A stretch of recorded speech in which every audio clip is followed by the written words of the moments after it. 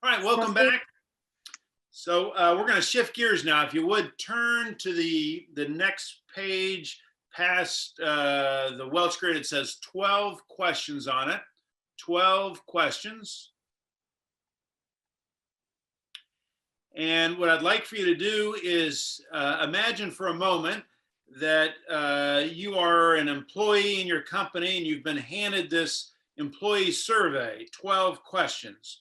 And you are the average employee within your company, average employee, and you're going to fill out this survey, 12 questions, circling either yes or no for each question.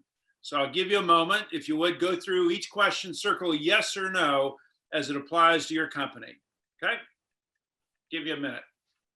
So these 12 questions come from the best-selling book called First Break All the Rules.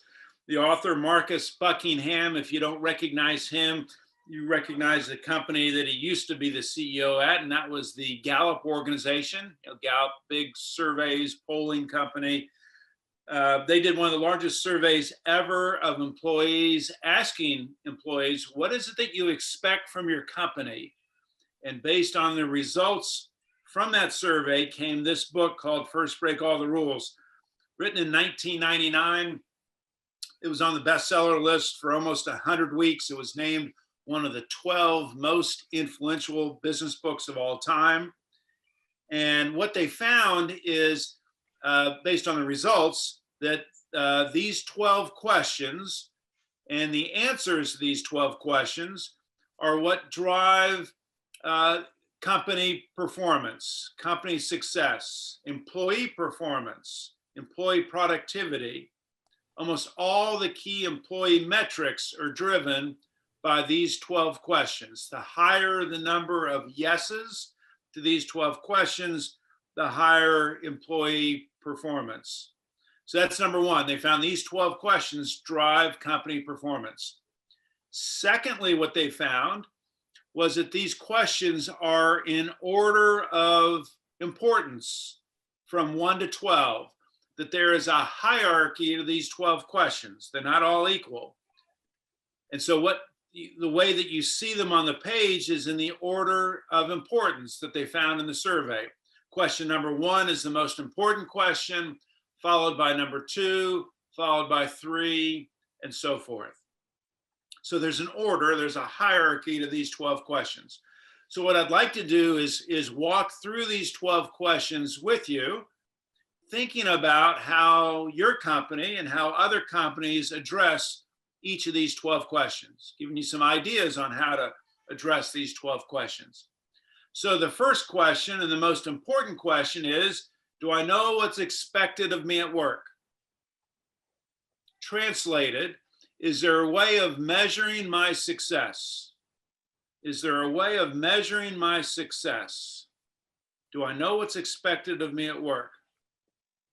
What document do we oftentimes use in our company to document, to establish our expectations for an employee, for a position? What do we call that? An agreement. Job description. Yeah, job description. And I hope that each of you use job descriptions for every position within your company. It's the easiest way of describing what your expectations are for each position in your company. So we need to have job descriptions. I look at a lot of job descriptions for my clients, and what I find is the biggest mistake that we make with our job descriptions is they tend to be heavy on activity and light on results.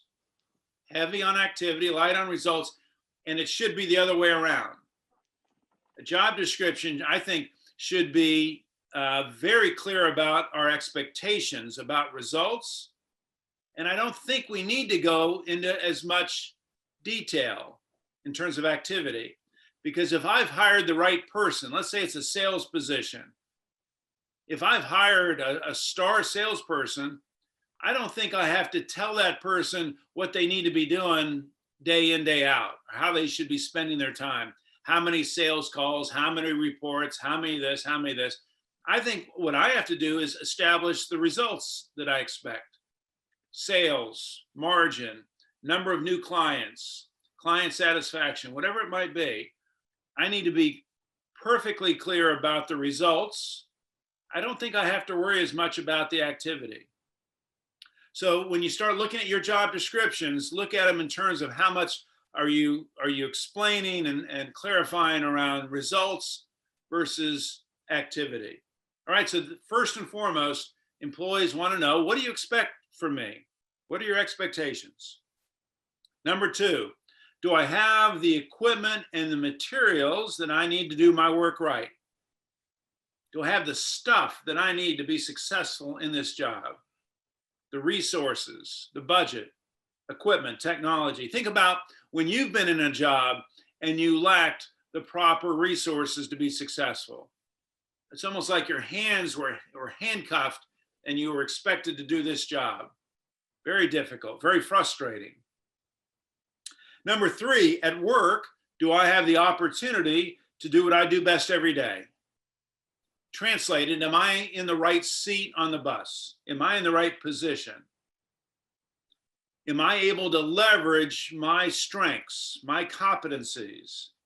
Am I able to do what I do best?